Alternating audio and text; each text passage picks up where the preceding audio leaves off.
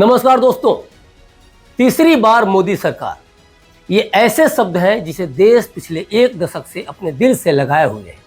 कह सकते हैं कि ये देश का नारा बन गया है और यही कारण है कि आज फिर से लोकसभा का रिजल्ट पीएम मोदी के पक्ष में आया है। मोदी देश के लिए सच में गारंटी बन गए हैं, एक संकल्प बन गए हैं, एक विश्वास बन गए हैं।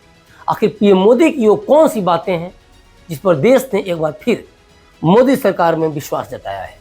पहले देखिए ये वीडियो। आप 29 पर अटक गए।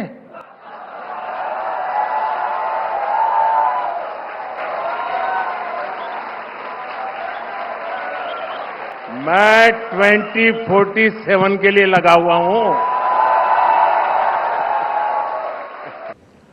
पूरी दुनिया अनिश्चितता के भंवर में फंसी हुई है। एक भाव बहुत निश्चित है कि भारत तेज गति से विकास करता रहेगा। पीएम मोदी ने यह भी कहा था कि हमारी सरकार में भ्रष्टाचार को लेकर जीरो टॉलरेंस रहा। बीते 10 वर्षों में 4700 केस पीएमएलए के तहत दर्ज हुए हैं। 10 वर्षों में 1 लाख करोड़ रुपए तक की संपत्ति अटैच की गई है। ईडी ने टेरर फाइनेंसिंग, साइबर क्राइम से जुड़े बहुत से अपराधियों को गिरफ्तार किया है। ये हम कर पाए हैं। जब इतनी तेज कार्रवाई होगी, कुछ लोगों के पेट में दर्द तो होगा ही, इसलिए ये लोग मोदी को गाली देने का अभियान चला रहे हैं। देश भी देख रहा है कि इन लोगों की नीति, नियत, निष्ठा सवालों के घेरे में है। इंडिया टुडे कॉन्क्लेव में पीएम मोदी के ये भाषण को देखें तो लोकसभा चुनाव में पीएम मोदी की जीत बता रही है। इन मुद्दों पर भी भारत की जनता ने पीएम को सुना और समझा और वोट किया। दूसरी बात कि ऐसे मंचों से जब पीएम बोलते हैं तो चुनावी भाषणों से हटकर जनता पीएम की बातों को लेती है। हमने ऊपर जो वीडियो दिखाए, इन वीडियोस ने बहुत कुछ कह दिया। तो चलिए जानते हैं कि पीएम के भाषणों में ऐसी कौन सी बातें थी जिसे जनता ने चुनाव के दौरान नोटिस किया और फिर से एक बार मोदी सरकार में विश्वास जताया। आप पोस्ट ऑफिस जाएं या कोई परीक्षा फॉर्म भरें, कुछ साल पहले तक कितनी माथापच्ची करनी पड़ती थी गेस्टेड ऑफिसर से साइन कराने से लेकर अन्य बातों पर। कोई भूला नहीं है और इस तरह से ही उलूल जुलूल कानूनों या नियमों को पीएम ने पिछले 10 साल में समाप्त किए और 1500 से ज़्यादा पुराने कानून समाप्त किए। पीएम कहते हैं कि इनमें से कितने कानून अंग्रेजों के समय में बने हुए थे। लोगों के जीवन में सरकार का दबाव ही नहीं था और अभाव भी नहीं होना चाहिए। एक और बात तो क्रिस्टल क्लियर है कि राहुल गांधी के कंधों या इंडी गठबंधन पर जनता को भरोसा नहीं था, लेकिन जब पीएम का चेहरा सामने आता है तो उसमें मजबूती दिखती है। उनके चेहरे का भाव बताने के लिए काफ़ी है कि वे देश को लीड कर सकते हैं। पीएम कहते हैं कि जहां पूरी दुनिया अनिश्चितता के भंवर में फंसी है, उसमें एक भाव साफ है कि भारत तेज गति से विकास करता रहेगा। आज मूड ऑफ द नेशन विकसित भारत के निर्माण का है। तीसरी बात जो पीएम ने कही वो स्टार्टअप को लेकर था, जिसका जिक्र करते हुए पीएम मोदी ने कहा कि 10 साल पहले तक कुछ 100 ही स्टार्टअप होते थे और आज करीब 1.25 लाख रजिस्टर्ड स्टार्टअप हैं। आज करीब 1.25 लाख स्टार्टअप रजिस्टर्ड स्टार्टअप्स हैं। लेकिन भारत की स्टार्टअप क्रांति की पहचान सिर्फ नंबर वाली नहीं है। भारत की स्टार्टअप क्रांति की असली पहचान ये है कि ये स्टार्टअप हिंदुस्तान के 600 डिस्ट्रिक्ट से भी ज्यादा डिस्ट्रिक्ट्स में है, यानी एक प्रकार से 90% एरिया ऑफ द कंट्री। ये अपने आप में बहुत बड़ी बात है। वरना लोगों को लगता है स्टार्टअप मतलब बेंगलुरु। 600 डिस्ट्रिक्ट में स्टार्टअप होना यानी टियर 2 और टियर 3 जो शहर है, वहां के नौजवान स्टार्टअप क्रांति की अगुवाई कर रहे हैं।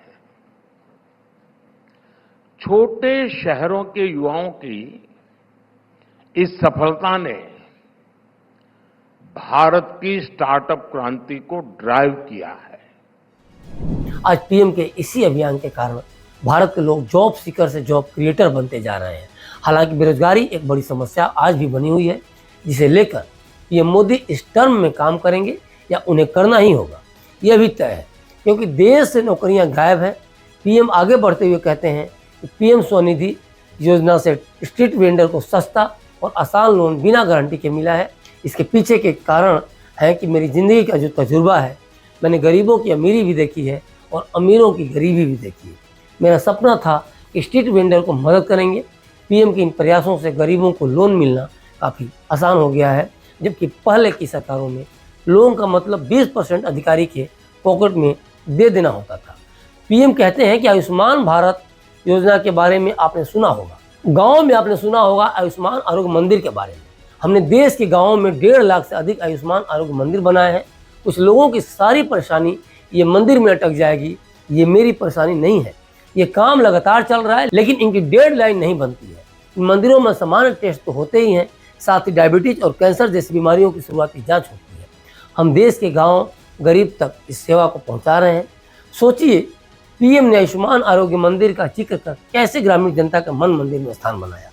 गाँव में इलाज के अभाव में लोग दम तोड़ देते हैं।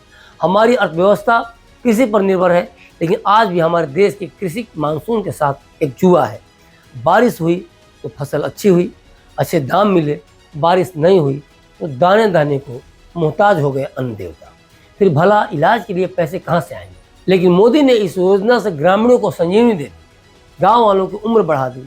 जिस देश में अन्न गोदामों के अभाव में सड़ जाते हैं, वहाँ के लिए पीएम मोदी सहकारिता मंत्रालय का जिक्र करते हुए कहते हैं कि इस मंत्रालय ने दुनिया की सबसे बड़ी स्टोरेज स्कीम शुरू की है। 2 लाख नए गोदाम बनेंगे। उसका किसान को फायदा ये होगा कि वो गोदाम में अपना माल रख सकता है और जिस दिन बाजार तेज होगा उस दिन वह अपना माल बेच सकेगा और उसे फायदा होगा। पीएम इस घोषणा से किसानों ने अपने भाग्य का अंदाजा लगाकर ही वोट किया होगा। जीवन में हर्डल्स आए हैं, ये सामान्य बात है, आएंगे ये भी सामान्य बात है, लेकिन बेवजह हर्डल्स आए, शासन प्रशासन की वजह से हर्डल्स आए, ये गलत है। और इन हर्डल्स को तोड़ने के लिए ही पीएम मोदी ने ईज ऑफ लिविंग की बात की और कहा कि पहले की सरकार के समय आपने ईज ऑफ लिविंग जैसे शब्द सुने ही नहीं होंगे।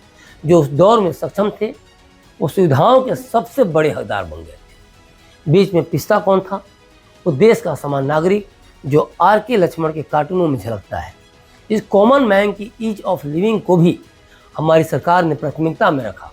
पहले पासपोर्ट बनवाना हो तो औसतन 50 दिन लगते थे, आज एक पासपोर्ट औसतन 5 से 6 दिन में आप घर पहुंच जाता है।